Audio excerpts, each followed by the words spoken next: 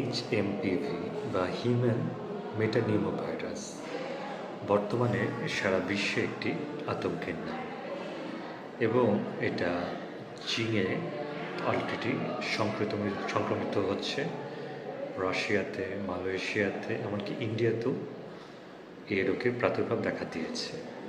আমরা ভয় পাচ্ছি এটা কি করোনার মতো আবার সেই মহামারী আকার ধারণ করবে কি। সেক্ষেত্রে আমি বলবো যে এই ভাইরাসটা কিন্তু আমাদের জন্য নতুন নয়। 2001 সালে নেদারল্যান্ডে কিন্তু এই ভাইরাসটা প্রথম দেখা দেয়। এই ভাইরাসটা সাধারণত ছোট বাচ্চাদের এবং যাদের রোগ প্রতিরোধ ক্ষমতা কম তাদেরকে আক্রান্ত করে থাকে। এই ভাইরাসে আক্রান্ত রোগীদের হাঁচি কাশি হতে পারে, সর্দি হতে পারে, শ্বাসকষ্ট হতে পারে। এক্ষেত্রে ইনফ্লুয়েঞ্জার যেসব সিমটমগুলো আছে সেগুলো এই রোগে দেখা যায়।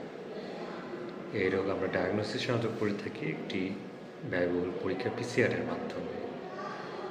এটি একটি আরএনএ ভাইরাস, এর ভ্যাকসিন কিন্তু এখনও আবিষ্কৃত হয়নি এবং এর চিকিৎসা যেহেতু একটা ভাইরাস এখনও আবিষ্কৃত হয়নি, আশা করা যায় ইনশাআল্লাহ ভবিষ্যতে এটার ভ্যাকসিনও আবিষ্কৃত হয়ে যাবে।